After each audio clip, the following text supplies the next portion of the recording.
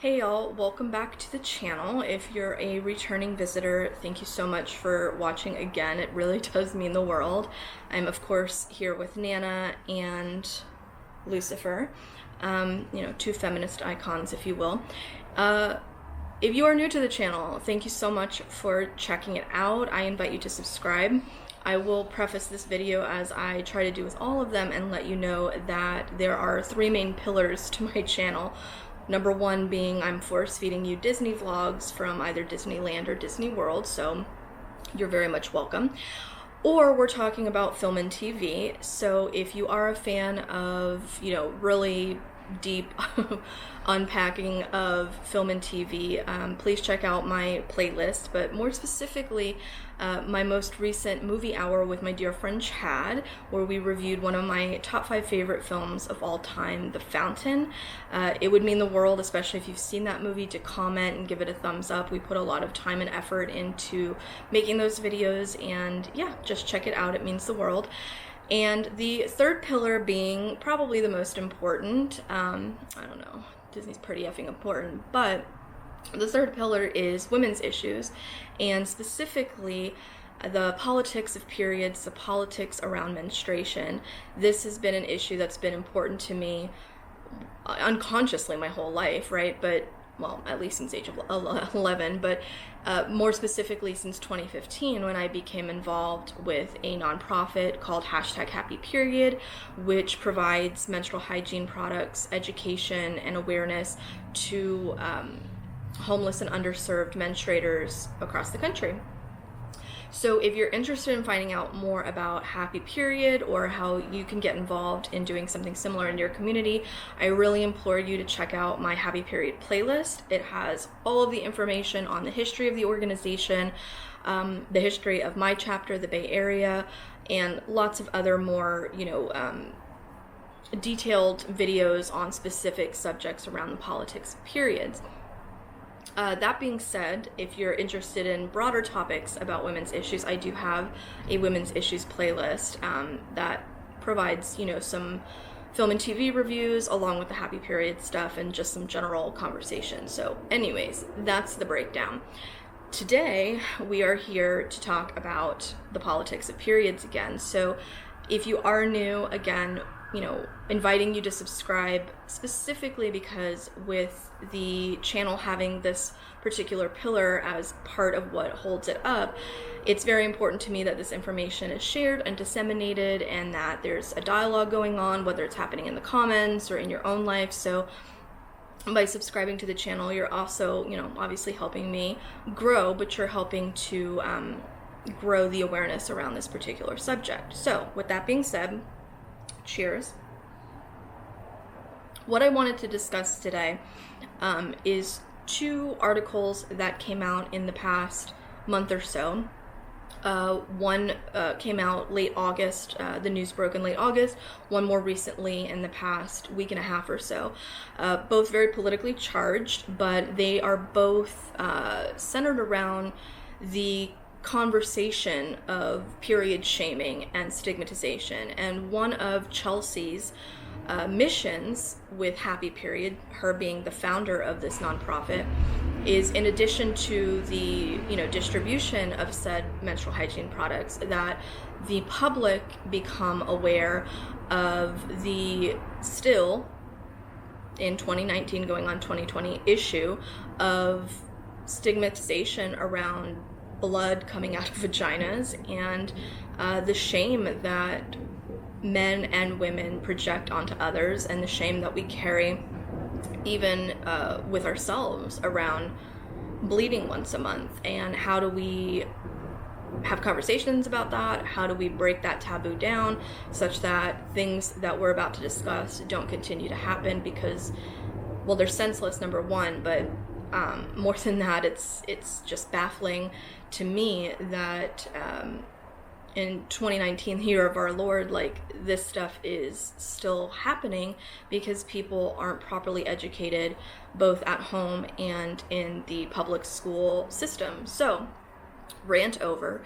The first article was published by The Independent, the United Kingdom version of The Independent, on August the 27th, and it is entitled, if I can figure out what the hell I'm doing with my life, Trump administration leaves menstruating migrant girls bleeding through underwear at detention centers, lawsuit claims.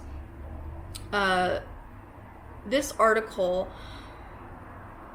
goes into detail beyond the allegations that young girls and young women and adult women were left without proper sanitation in general, but specifically around their menses. It goes on to talk about to provide context around the broader issues of just the horrendous conditions that men, women, young girls and boys and babies are living in these detention centers, which I'm going to call a spade a spade. They are internment camps. Neither here nor there. I'm trying not to get too political with this on the wrong... I'm trying not to get too political with this in talking about my thoughts and opinions on the broader issue, and just keep it focused on what we're going to talk about. So if I go off on a rant, please, forgive me. This is an issue that's close to me and close to a lot of us, no matter where we lean on the political spectrum. And that being said, I think we can all agree, or I would hope that we all agree, that no child should be sleeping on a floor in a cage, but, neither here nor there. But more than that, whether you're a man or a woman or a mother or whomever, that no young woman, no woman at all, but specifically no girl, should be already in a detention camp, but on top of that left without the bare necessities to keep herself hygienic and clean and comfortable during her time of the month. So, again, rant over. The article begins by kind of flashing back to a visit that Michelle Bracklett, who is the UN Human Rights Chief, to her visit to one of these camps. And this article focuses on camps in Texas. And, she goes on to say, of course, everything was appalling and, it's a scourge on American history. So, yeah, we know. But what's happening, and the reason for this article, is that there was an investigation that was set underway by Washington's Attorney General, and his name is Bob Ferguson. And following this investigation into the conditions of these camps as they pertain to minors, a lawsuit has been filed in 19 states. Do I have that right? Yes, there's a lawsuit filed in 19 states that is alleging that the conditions of these camps, specifically in Texas, are in violation of the 1997 Flores Agreement, which is what laid down the base levels of humane treatment that migrants must be given whilst being detained. So that's the kind of context for this investigation, and of course the article. Under Bob Ferguson, Washington's Attorney General's investigation, one of his investigators, a woman by the name of Alma Paletti, shared her testimony of what she saw and of women that she interviewed, girls that she interviewed when she was investigating said camps. And again, going back to the title of the argument, Trump administration leaves menstruating migrant girls bleeding through underwear at detention centers, lawsuit claims. Her testimony shows that a lot of the girls claimed that they were only allowed to shower after 10 days or every 10 days, and one girl in particular had gotten her period for the very first time, was not given clean clothes or access to a shower for 10 days. Another girl that was interviewed, according to Miss Paletti's testimony, had maintained that girls who were menstruating or women who were menstruating were given one pad or tampon per day. And we all know that ain't enough, and it's far from fucking enough, and that once those pads or tampons had been soiled, that was it. Girls were left to bleed through their clothing and sit in soiled underwear and clothing for however long until they had been blessed with access to a shower, clothes, or more hygiene products. We don't know. Yeah, so the article is basically illustrating that among other violations of basic human rights and providing people with basic dignity, we have a situation which, much like with happy period in general, and this idea that we don't think of what homeless people deal with when they're menstruating, we don't think of what people in detention camps are doing when they're menstruating, right? Like we're seeing images of children in cages, people in cages, horrible conditions. And for those of us who believe that this is egregious and is a scourge on American history and is no different than a concentration camp or an internment camp or a work camp, similar to what Japanese went through, similar to what Native Americans went through, and of course what was going on during the Holocaust as well, that this is no different in terms of the agenda and in terms of the conditions. So again, wherever you fall politically on this or personally, at the end of the day, it's one of those things that you don't think about. You think about, okay, like maybe you are thinking about it. I wasn't thinking about it, again, and I do this day in and day out. I work with this nonprofit, and this is on my mind 24 hours a day. And I wasn't even thinking about what these girls in these effing camps are doing when they're on their period. You have people going down and providing toys and, food and clothing donations. And I'm sure there are thousands of people providing menstrual hygiene products to the young women and women in these camps and menstruators. But it was just another example of like the light bulb hadn't yet clicked with me. And so I was very pleased that this article was written, not because of the goings on, but because it was shedding light on the issue.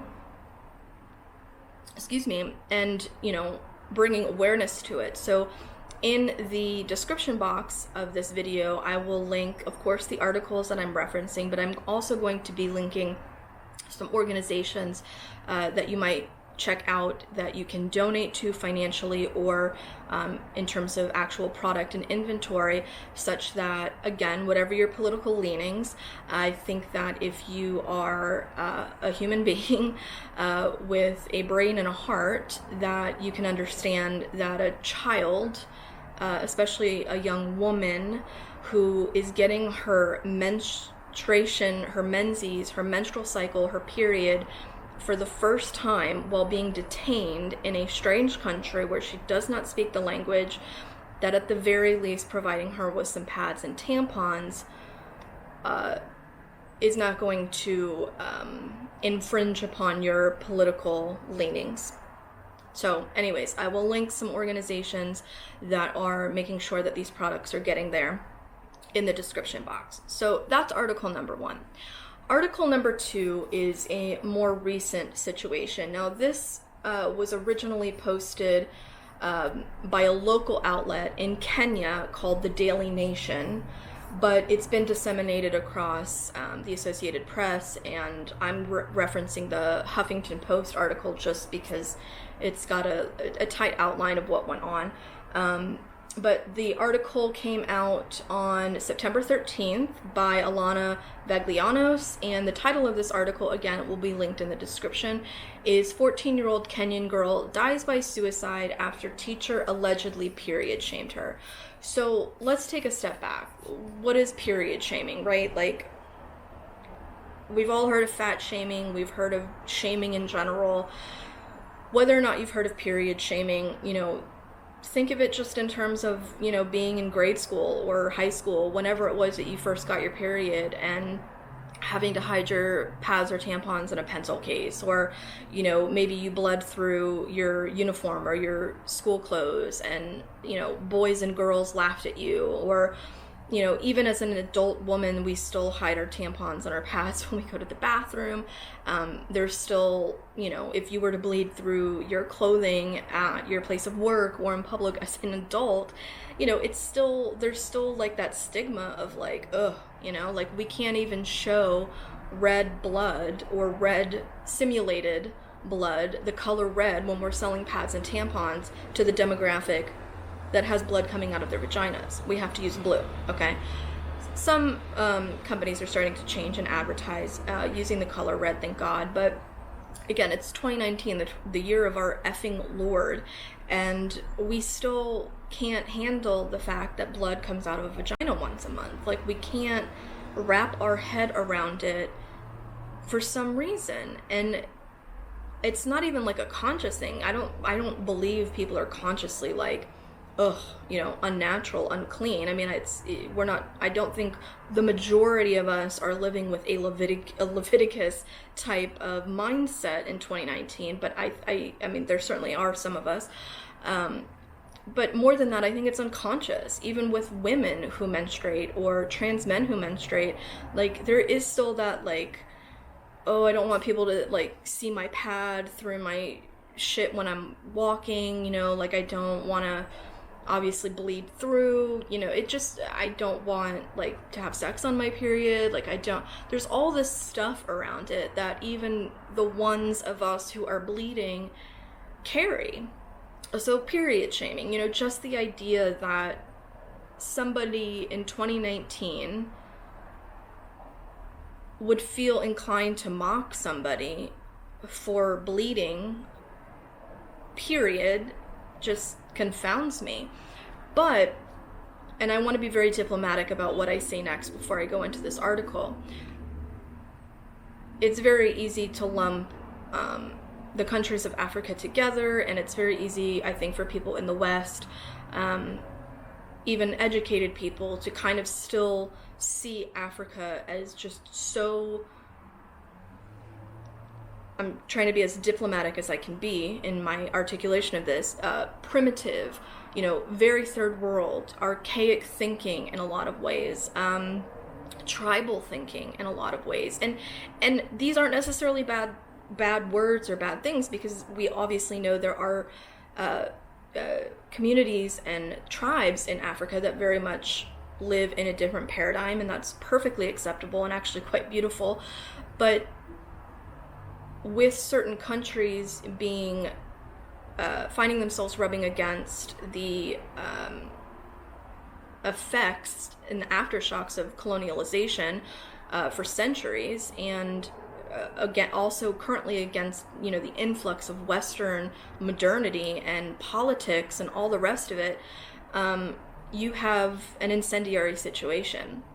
And I'm prefacing this by saying that I think it's very easy, even for those of us who are educated, and that therefore all the more important that we kind of check our how we look at Africa and the countries within Africa, and kind of make sure we're taking off the glasses that society and culture have made us wear for so many years, that reinforce this idea of Africa as pre-modern.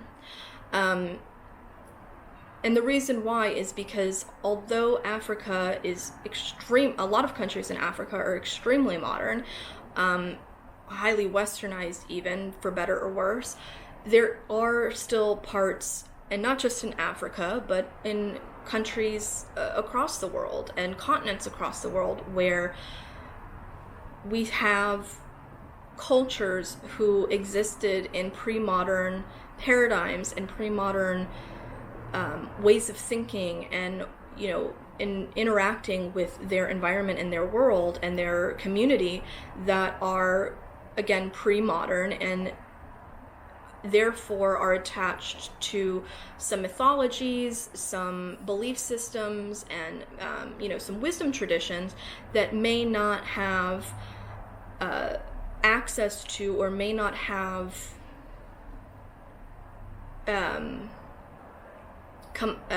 not grown out of, because I'm not suggesting that those are bad things, but have not integrated the use of modern science into their education. So you have places in the third world, whether it's countries in Africa or elsewhere, where there are pre-modern notions of what menstruation is, what happens to a woman when she is on her menses. Again, hearkening back to, biblical thinking, or, what you read in Leviticus of women being unclean, notions, the mythologies around women becoming witchy during their time of the month, and, all of these things that we know have shaped history around this issue, but are very much still in certain areas informing how people understand what menstruation is and just biological science in general. So that was a very long preface and rant, but I think it's important to lay that foundation, because as I go into the details of this article, I think it's going to be very easy to have the shock and awe moment around, oh my God, this teacher, and demonize the teacher. But we have to also put into context that the teacher might be coming from one of the one of the means, use your words, Melissa, one of the almost paradigms of understanding menses that may not line up with what science has taught us and what modern medicine has taught us. And so anyways, I'll just get into this, and then I think what I'm trying to say will obviously, hopefully, make more sense. God knows I'm not doing a good job of articulating this right now. I'm actually drinking coffee this time, you guys. It's a new day. So the article basically says, a schoolgirl in Kenya reportedly died by suicide last week, so this would have been the first week of September, after a teacher allegedly period shamed her for bleeding through her pants and kicked her out of class. Now, the girl, her name is Jacqueline, I believe is how you would pronounce it, Chepgenyo, 14 years old. She had reportedly been getting her period for the very first time in class last Friday, while attending school in Kabyangek, a region in southwestern Kenya, as reported again by the local outlet, the Daily Nation. The girl did not receive a sanitary pad readily available and bled through her pants, her mother, Beatrice Koch, had explained. So when I read that first paragraph, I was like, okay, was the teacher male or female? And then I had to check myself, and I was like, why am I even asking that question? Like, why the hell does it matter? It doesn't. Like, it does not matter. That was just like my feminist, crazy feminist brain talking, like my reptilian feminist brain that was like, ooh, it must be a man are bad, which obviously I don't think. These are jokes, folks. But I had to check myself and be like, it really doesn't matter. Anywho, so her mother explains to the Daily Nation that the teacher taunted her daughter for getting her period and called her quote-unquote dirty. Her mother explained that she had nothing to use as a pad, and when the blood stained her clothes, she was told to leave the classroom and stand outside. Now, female members of the parliament over there, and I guess military police, female members of the military police, were said to, on Twitter, lay siege to the Ministry of Education in protest over this issue. So you see on the Twitter post from Honorary Esther Pasaris, who is a, I guess, member of parliament, you see a boardroom table with a bunch of women. There might be a man in there, I can't really tell. I think they're all women, obviously figuring out how to rectify this issue. So it says also protests were set outside the school. 200 parents were demanding that the female teacher, who allegedly shamed the young girl, be punished. 5 people were arrested during the protest. Apparently Kenya passed a law in 2017 requiring all schools to provide free menstrual products to female students to ensure that they're able to attend school while on their periods. This is an important thing because what I've talked about in previous Politics of Periods and Happy Period videos is there's an amazing organization, which you can find on all social media platforms, and I've linked them in the description box of these previous videos. called Menstrual Health Hub. I highly suggest you check them out. They really are the kind of foremost international organization working to educate, destigmatize, provide support to women and menstruators who are underserved. A lot of their work is centered in Africa and specifically in Kenya. A lot of, and again, this goes back to my preface to this article and my rant, we know that there are, even today, people in Kenya and in other parts of the world who have no access to education, and as a result, they have only to lean on what they have been, what their culture has passed down onto them for thousands of years, right? So in certain situations, again, our inclination is to, much as it should be, but our inclination is to demonize this teacher, right? And we have to also remember that this is not America. This is not a country where we've grown up for the past 300-ish years with access to some pretty progressive scientific and medical information, right? Or even just the modern European West. This is a nation that has dealt with menstruation on a completely different level, cognitively, spiritually, medically, for thousands of years. So in her mind, now I'm making assumptions here, but I'm doing this to give context such that we don't immediately demonize people who may not have access to the best information, that maybe to this teacher this was dirty, maybe it was part and parcel of a cultural context that she belongs to that suggests that during that time of the month, which she probably experiences herself if she's not above a certain age, that it is unclean, that it is a time that you go away or don't participate in your education, especially if you don't have the means to keep yourself clean and you've become unclean by bleeding through your clothing, that it is inappropriate for you to participate in a public forum, specifically your classroom. So I just wanted to put some light on that as well.